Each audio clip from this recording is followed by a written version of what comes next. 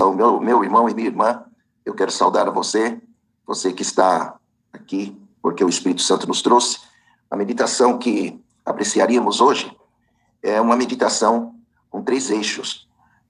Nós vamos meditar no que a palavra de Deus nos diz em relação à música como uma resposta a Deus. O pastor Abdoral Sintra falou aí da música, né, logo mais antes aí na Escola Sabatina, na lição. A música como resposta a Deus e como o Espírito Santo age através da música para nos impressionar. E também a liturgia. Nós estamos com os cultos presenciais iniciando devagarinho, em algumas regiões do Brasil mais, outras menos. Todavia, nós queríamos ver na palavra de Deus qual é o significado da liturgia. E se nos cultos online eu preciso também ter esse cuidado, já que eu não estou no templo, não estou na igreja, que cuidados eu preciso?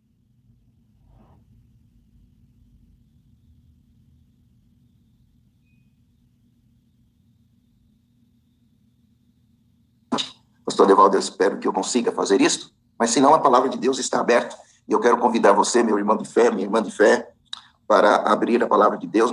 Não vai ser um sermão, vai ser um estudo da palavra de Deus nesses minutos que temos pela frente. E eu quero convidar você para a primeira porção, que está no livro do Êxodo, da saída do povo de Deus do Egito, capítulo 15.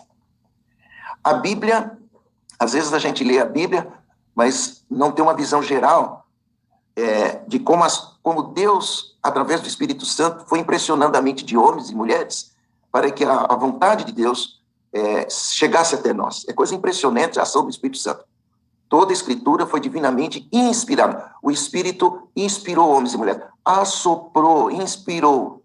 Então, a música é muito presente na Bíblia. Parece que não, mas é.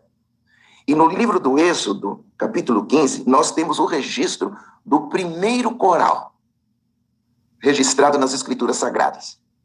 E nesta manhã, na sala 57, nós vamos estudar na Bíblia como que a música é uma resposta que nós damos a Deus pelos atos de libertação. A música não é apenas um adereço. A música não é apenas um artefato cultural que nós nos apropriamos para tornar o culto, a nossa aproximação com Deus mais bonita. Não, absolutamente. Nós temos então este texto, e eu vou tentar colocar aqui na tela o texto. Está aí. Aí conseguimos pôr. Então, está o texto aí na tela. Vamos ver se eu consigo. Êxodo capítulo 15, versículo 1. Antes, o que aconteceu? No capítulo 14 do Êxodo, nós temos a real situação do povo de Israel. O povo de Israel estava saindo do Egito, porque Deus prometeu uma terra onde o leite e o mel manava de forma abundante. Deus prometeu, fez uma aliança, e esta aliança estava sendo cumprida. O povo de Israel havia ficado muitos anos como escravos no Egito. Eu queria que você pudesse pensar em alguns elementos escatológicos. Assim como Deus estava tirando o povo de Israel do Egito, levando-os para uma terra prometida, Deus está nos tirando dessa terra que estamos vivendo de tristeza, de dor, de gemido. Oramos e estamos orando por famílias enlutadas, por pessoas acamadas. Então Deus está nos tirando dessa terra e nos levando para a Canaã celeste. Amém? Amém. Deus está fazendo isso. Então o povo estava numa caminhada. Só que Faraó se arrependeu, né? Tem a expressão, né, que Deus endureceu o coração de Faraó, e agora Faraó estava atrás dos filhos de Israel. Eles não tinham saída. Atrás, Faraó e o exército. E o Espírito de Profecia nos diz, desejado de todas as nações, de família especial, patriarcas e profetas, de que eram 600 carros de ferro. Do lado das montanhas. E na frente o mar. E se o povo de Israel avançasse, suicídio. O mar estava à frente. Então, no Êxodo 14, nós temos essa descrição que eu estou fazendo um sumário. Então Moisés clama a Deus. E Deus diz assim: por que clamas a mim, Moisés? Diga ao povo que marche. Coisa linda. Diga aos filhos de Israel que marchem. É isso que Deus está dizendo a mim e para você. É isso que Deus está dizendo à igreja remanescente, que é a igreja adventista do sétimo dia. De Apocalipse 14, versículo 12. De Apocalipse 19, versículo 10. Que tem que tem o espírito da profecia. A fé em Jesus, o espírito da profecia. Diga ao povo que marche. Meu irmão, se você está chorando, se você está triste, se você está com seu coração apreensivo, a ordem divina é essa. Diga ao povo que marche. Então Moisés levantou a mão, o bordão, e aí o mar se abre, Deus faz soprar um vento, e aí então o povo começa a marchar. Coisa tremenda. Você consegue visualizar isso? O povo começa a marchar. Paredão de água à direita, paredão de água à esquerda. E o povo marcha em terra seca. Só que, em Êxodo 14 diz que Deus, na nuvem, viu. Eu amo esse texto. Eu amo essa descrição bíblica. Porque nós servimos a um Deus que vê, um Deus que se importa, um Deus que tem sensibilidade, que tem amor, tem misericórdia, tem justiça para oferecer ao seu povo. Então, a nuvem se desloca da frente para trás do povo de Israel. E é nesta hora, então, que o exército egípcio começa a se atrapalhar. Os cavalos começam, assim, a andar de zigue-zague. E os filhos de Israel caminhando entre as águas. Terra seca. E no outro dia, bem cedinho, Deus diz assim: Moisés, levante a mão.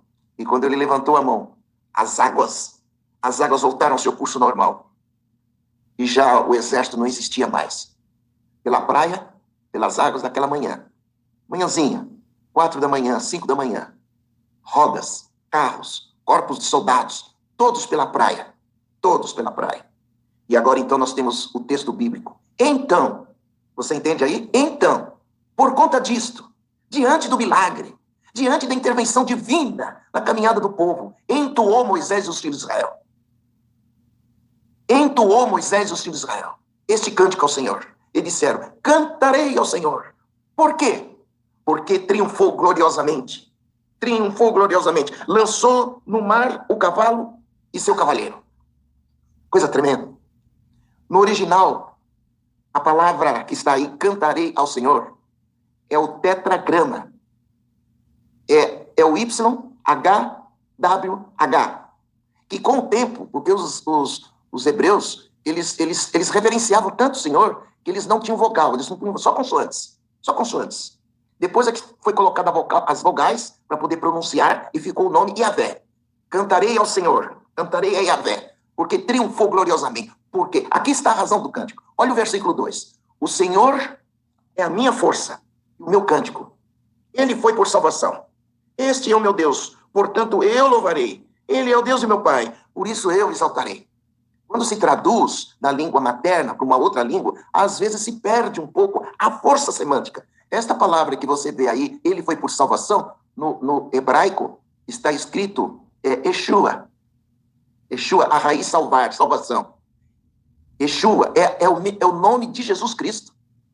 Porque no Antigo Testamento, salvação não é um ato apenas. Salvação é uma pessoa.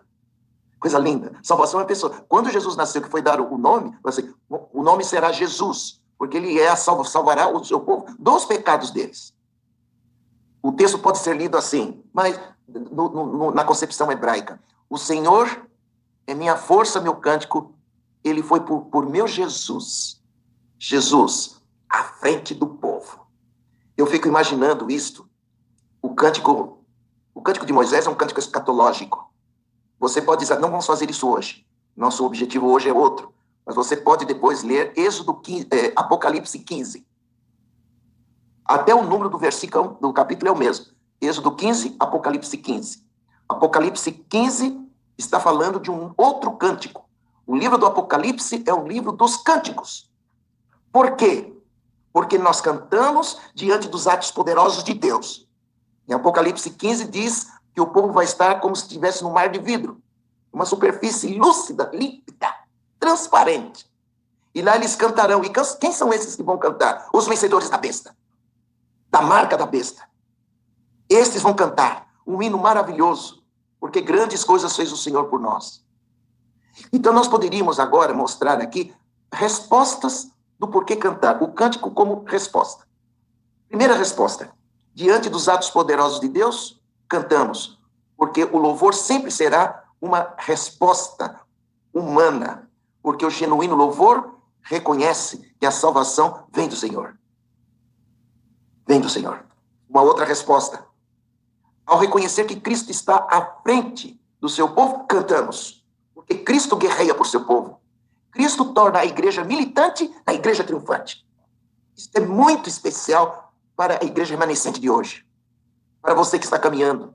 Para você que está lutando contra o pecado. Olha outra resposta por que cantamos. Ao crer que Cristo nos oferece sua justiça, salvação, justiça regenerativa, cantamos. Porque por suas vestes imaculadas, as vestes de Cristo, a justiça de Cristo, teremos o direito de participar do cântico do Cordeiro. Apocalipse 15. Teremos o direito de participar do cântico do Cordeiro. Apocalipse traz um outro cântico. O novo cântico. Que novo é este? É o novo. Não é um novo reformado. Não. É um novo totalmente novo. Por isso cantamos. Aqueles que experimentam nascer em Cristo. Novo nascimento. Cantam. Louvam a Deus como resposta. No poço, Jesus disse à mulher samaritana, você precisa da água que eu tenho.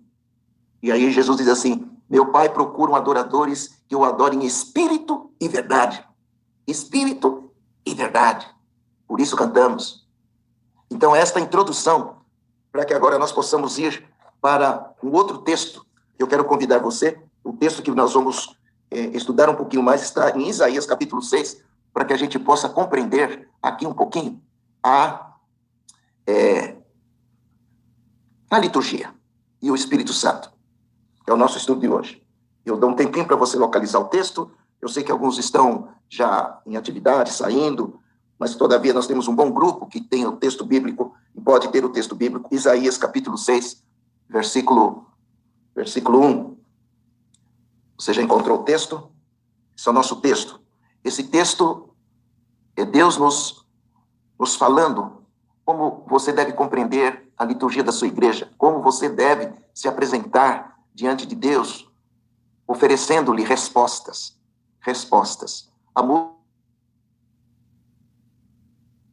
Adoração.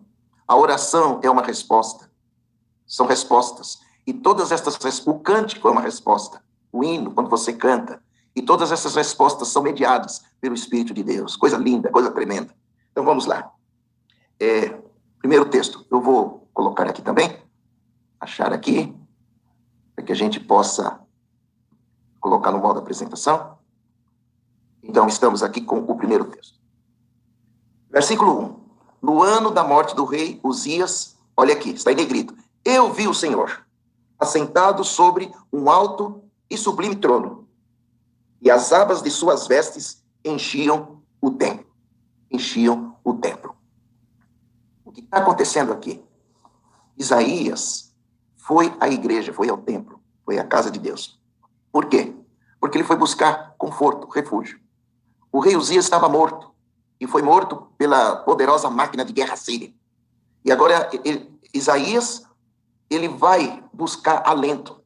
E quando ele busca a casa de Deus, ele busca um lugar para falar com Deus, ele busca o colo de Deus, ele então tem uma experiência transcendental, uma experiência tremenda. Ele vê o Senhor. Nunca ninguém viu o Senhor, é fato, é verdade. Todavia, aqui o que viu, Isaías viu, foi a manifestação da glória de Deus. Foi a manifestação da glória de Deus. Quando Moisés estava lá no monte e que Deus passou-lhe as tábuas, Deus pediu que ele se escondesse na rentrança da pedra. Então Moisés viu a manifestação da glória de Deus. Na Bíblia nós temos muitos homens e mulheres que viram a manifestação da glória de Deus. Isaías viu a manifestação da glória de Deus. E ele viu que o Senhor estava sentado sobre um alto e sublime trono, e as abas de suas vestes enchiam o templo. Meu irmão e minha irmã, quando você for à casa de Deus, quando você estiver dentro da igreja, da casa de Deus, ao retorno dos cultos presenciais, ou quando você estiver no seu quarto, Jesus diz assim, entra no seu quarto, fecha a porta, fala com teu pai, ele te vê em oculto, ele te vai recompensar. Quando você estiver neste relacionamento íntimo, pessoal, intransferível, o objetivo é ver a manifestação da glória de Deus. Então, qual é o objetivo da liturgia na igreja? A liturgia na igreja não é parte sobre partes, não é um programa de partes. A liturgia é um processo que prepara o adorador para poder ver a manifestação da glória de Deus. para que ele possa ouvir a voz de Deus, a exortação divina. E como homem, como mulher, como adorador, ele possa dar uma resposta. Então nós temos aqui algo que você pode até colocar aí na sua Bíblia, o motivo da liturgia. Então, contemplar o Senhor. Contemplar o Senhor. Versículo 2. Isaías percebeu que haviam anjos, serafins, estavam por cima dele. Serafins, cada um tinha 6 asas. Com 2 cobria o rosto, com 2 cobria seus pés, com 2 voava. Você percebe aqui? 6 asas. Primeiro, quem são os serafins? No céu tem ordens de anjos. Tem anjos serafins e tem anjos querubins. Os anjos serafins são anjos servidores. Estão a serviço de Deus. Estes anjos, que estavam no trono de Deus, por cima dele, tinham 6 asas. 2 faziam o quê? Cobriam o rosto. Olha, seres não caídos, seres celestiais. 2 cobriam o rosto. Com outras 2 asas, que faziam? Cobriam os pés. Isso me faz lembrar o que Moisés ouviu na sarça. Moisés, tire as sandálias, porque a terra onde pisas é terra santa. E com outras 2 asas voava. O que eu posso depreender aqui, desse verso? Versículo 2. É o que está lá em cima, ó. Reverenciar o Senhor. Qual é o papel da liturgia? Mediada pelo Espírito de Deus. O papel da liturgia, do preparo, é levar o adorador a reverenciar o Senhor. É o Espírito Santo que ajuda no preparo de todas as coisas. Eu quero dizer aqui aos líderes da igreja que estão aqui. Temos líderes, temos anciãos, temos colegas pastores. O preparo para que o adorador possa ver a manifestação da glória de Deus e que possa reverenciar o Senhor começa muito antes. Começa muito antes. Começa já na organização da igreja, na limpeza da igreja. Os diáconos que trabalham, que atuam na igreja. Né? Os músicos que preparam a música. É por isso que aqueles que cantam e aqueles que oferecem o louvor, eles, ao se prepararem para a música que será oferecida no culto, eles têm que fazer isso sob a égide do Espírito. Porque se os serafins cobrem o rosto diante de Deus, se os serafins cobrem os pés diante de Deus, quanto mais nós pecadores. Quanto mais nós pecadores. E Isaías, então, estava agora caminhando para um momento tremendo, que está no versículo 3 e 4. E estes anjos clamavam uns para os outros. Estes anjos clamavam, cantavam. Vejam, santo, santo, santo é o Senhor dos exércitos. E toda a terra está cheia da sua glória. Da sua glória. Veja, no original, os hebreus tinham nomes distintos para Deus, porque eram nomes de acordo com os atributos de Deus. Os atributos de Deus. Então, aqui é Sebaó. Sebaó, o Senhor poderoso na guerra. Nas guerras espirituais. É Jesus Cristo à frente da igreja. É Jesus Cristo guerreando pelo seu povo. É Jesus Cristo saindo em forma de nuvem da frente do povo, indo para trás do povo para proteger o povo. Na visão de Ellen White que ela teve, isso está em Vida em Sinos, quando ela viu o caminho estreito, ela viu que Jesus estava à frente do povo, naquele caminho estreito. E Jesus levantava o braço para animar aqueles que estavam desamparados. Esse é o Senhor dos exércitos. E estes anjos cantavam um hino, um cântico, para exaltar os atributos de nosso Senhor Jesus Cristo, os atributos de Deus. E como resultado disto, as bases do limiar se moveram. Coisa linda.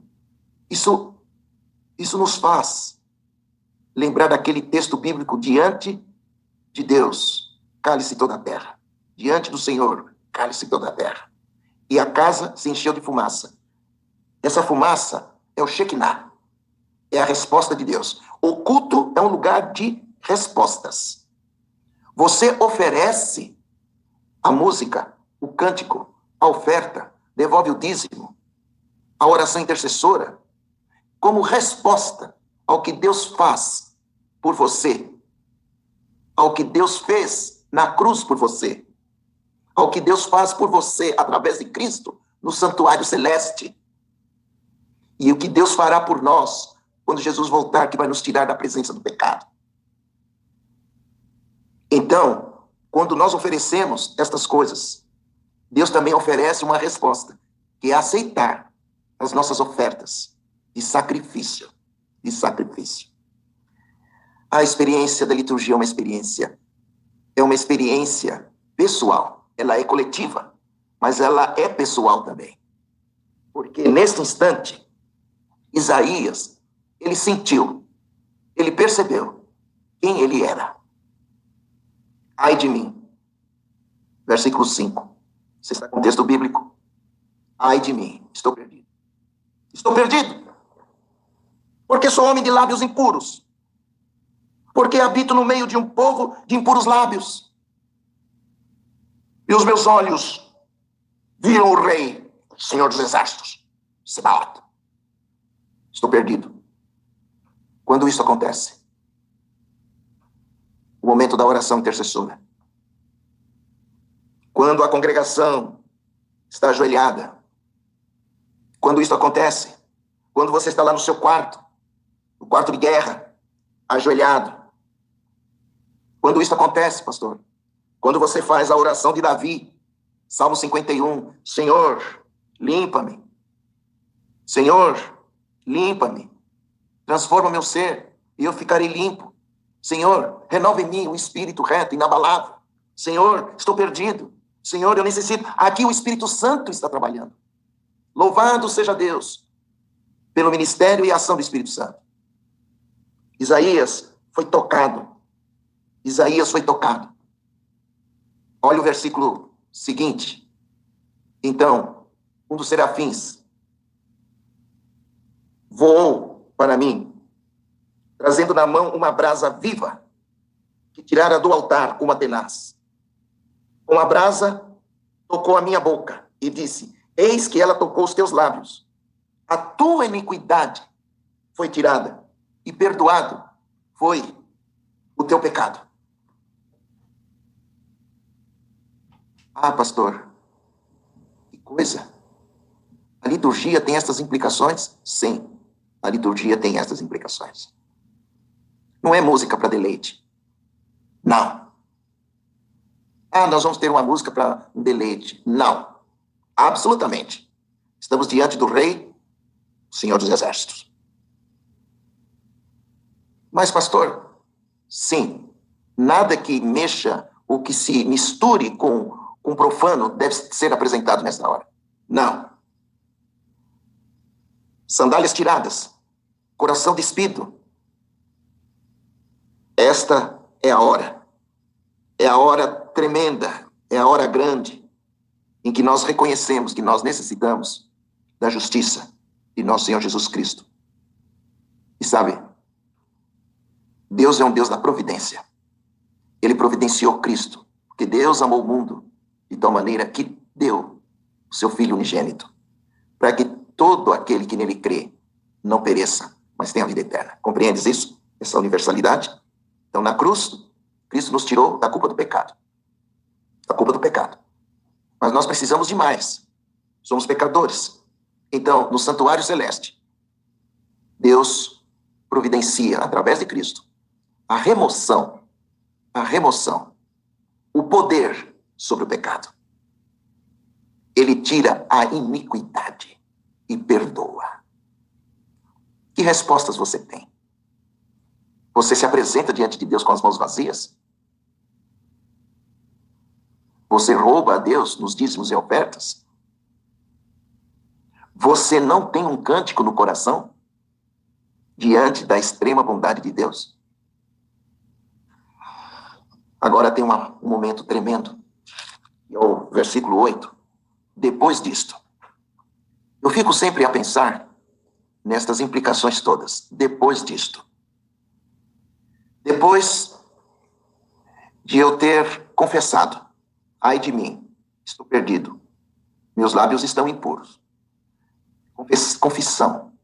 Depois de eu sentir a atuação de Deus através do Espírito, o toque divino, então eu estou pronto para ouvir a voz de Deus. O que é mais importante numa liturgia? É o coral cantando? É o conjunto que se apresenta? Aliás, no culto não é lugar de apresentação.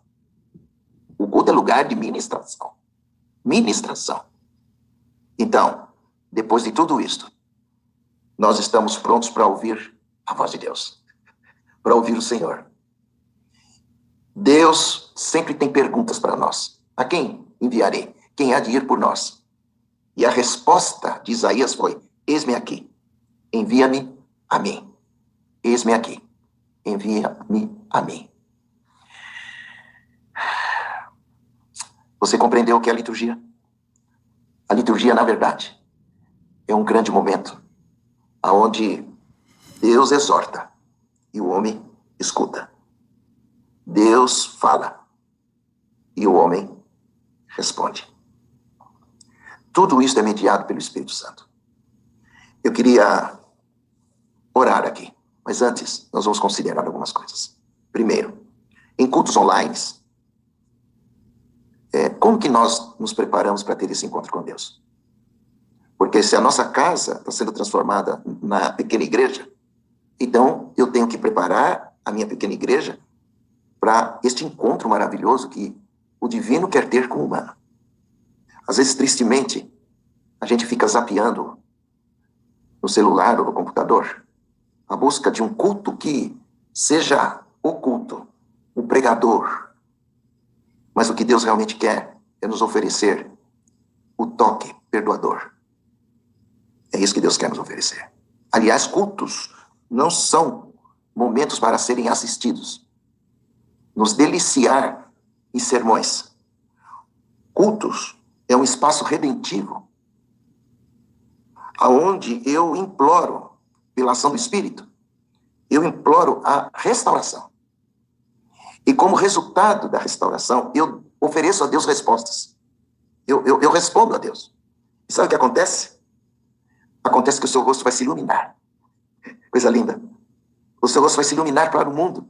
O seu rosto vai se iluminar para a sua comunidade, para a sua família. Porque culto assim, encontros assim, não existe outro resultado a não ser vida nova. Vida nova. Tudo novo. E aí, então, eu posso dar um testemunho da minha vida com Deus.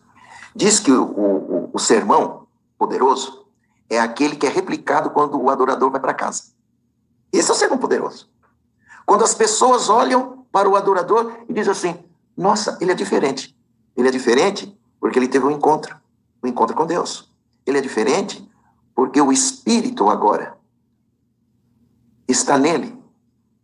Então, que Deus possa nos abençoar na compreensão de culto responsivo, aonde eu sempre terei uma resposta de gratidão, ou com um novo cântico, ou com minhas ofertas, na devolução dos meus dízimos e numa vida de testemunho.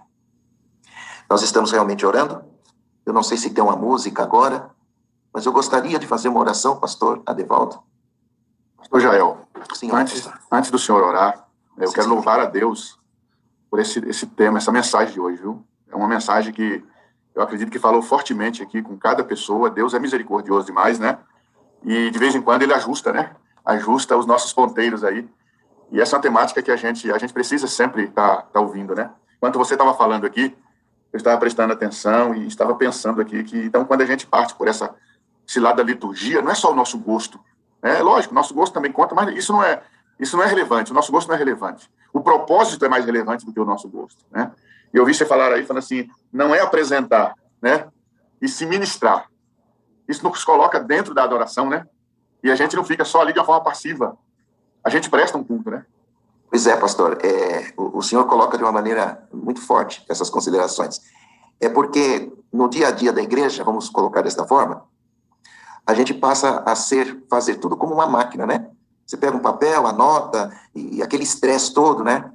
É por isso que um culto reavivado, mediado pelo Espírito, ele tem a sua preparação no Espírito. Os músicos, quando vão escolher o repertório, ele não escolhe de acordo com o seu gosto. Ele escolhe de acordo com as necessidades espirituais sentidas da comunidade de fé. Nós ministramos. Os líderes ministram no poder do Espírito. Então, o hino, a música, tudo é para poder minorar a dor, as feridas do adorador. Nós chegamos na igreja, quem são os adoradores? Somos nós. Todos nós somos adoradores. Quando nós chegamos na igreja, nós chegamos com as cargas espirituais, com as feridas emocionais. E Deus, na sua misericórdia, ele faz a chamada. Ele chama pessoalmente um a um. Jael, eu tenho que dizer presente. Fulano, presente. E aqueles que não estão presentes?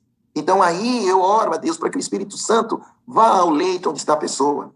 Aí, Deus, para se destacar alguém da escola sabatina, né, porque a escola sabatina tem um propósito do testemunho também, eu, sábado à tarde, eu visitar aquela pessoa que não esteve na congregação, no culto, na reunião dos crentes, na reunião dos adoradores. Então é uma dinâmica tremenda, onde o Espírito é o protagonista, nunca o grupo de louvor, nunca o pregador. Amém, meu pastor. Meu pastor, maravilhoso, viu? Nós honramos a Deus, adoramos a Deus e louvamos o Senhor por essa alimentação espiritual nessa manhã. Foi um desejo fortíssimo, né?